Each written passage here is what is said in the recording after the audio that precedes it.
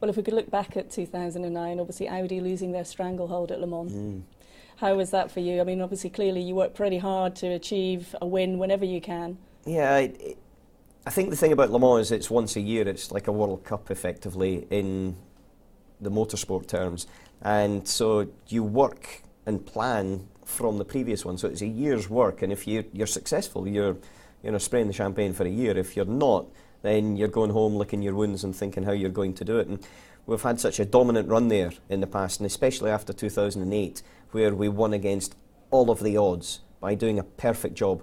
In 2009, we were caught out a little bit by having some incidents in testing and weather and things like that, all of which in normal years would have probably been able to get around. But this year we weren't, because the competition level was very, very strong, and they did a perfect job. And now to win Le Mans, you've got to go flat out, absolutely flat out, for 24 hours without mistake, or you will not win. And this year we had a couple of mistakes and a couple of problems, and we didn't win.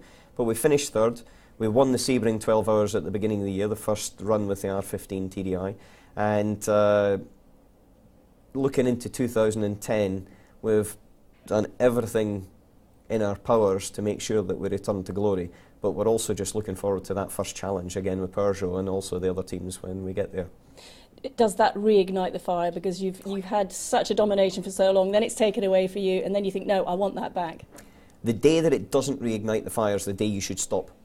And I have to say that probably 4 or 5 hours into the race at Le Mans, we knew, it was not unfolding in our favour.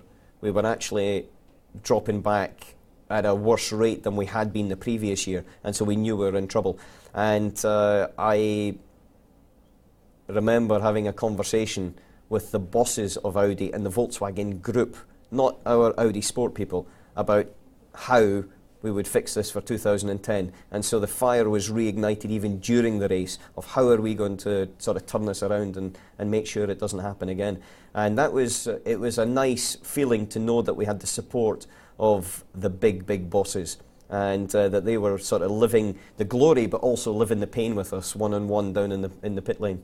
So lots going on, but for this year we hear that probably one of your people that you looked up to as you were growing up and coming through motorsport was Nigel Mansell, and we hear that he will be competing at Le Mans with his 2 sons. I know. How do you feel about that? Well, it's funny, somebody asked me about that the other day, and they were talking about how it's important to have, I would say, people at the top of their game available, like we are here at Autosport International, for the fans, for the young kids coming through, so they can meet their idols. And I remember the first words Nigel Mansell ever said to me as if it was yesterday, and that was in 1987, and I remember the position, I remember where I was, everything about it 100%.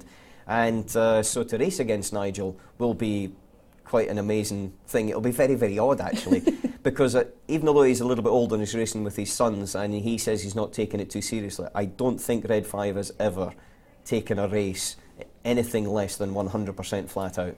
And he's really enjoying it, but I think it's a very good thing for Le Mans. It's a very, very good thing for the British crowd as well to have someone of that stature there. Yeah, absolutely. And just to talk to you very quickly about Formula One, obviously, I know you're still passionately across that. Lots of changes for this year. Sadly, Toyota no longer there, but some new teams coming in. What's your view on that?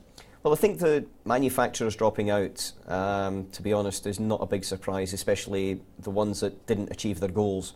There can only be one winner, and Toyota was one that didn't achieve it, BMW as well. And on the back of the fact that they're not selling as many cars worldwide because of the thing that happened in 2008, then it's not really a surprise. But there's new blood coming through, and that's a good part.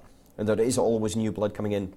And it's a mix-up as well this year, because we've got Jensen leaving the World Championship winning team, going to McLaren up against Lewis. I think that's a battle in its own, never mind both of them going for a world title. You've got Alonso going to Ferrari, which I think that Latin temperament will really work there. And then you've got this guy called Schumacher or something or other coming back after a little bit of a layoff where he's been resting and now sort of stretching himself back into a Formula One car, because we'll all be really interested to see how he gets on against the new blood of drivers that are coming through. So an exciting year ahead, I think. I think there's a lot of question marks, and I'm looking forward to the first race to see which one wins it. Okay, well, you have a good year, Alan. Thanks for talking to us. Thank you very much.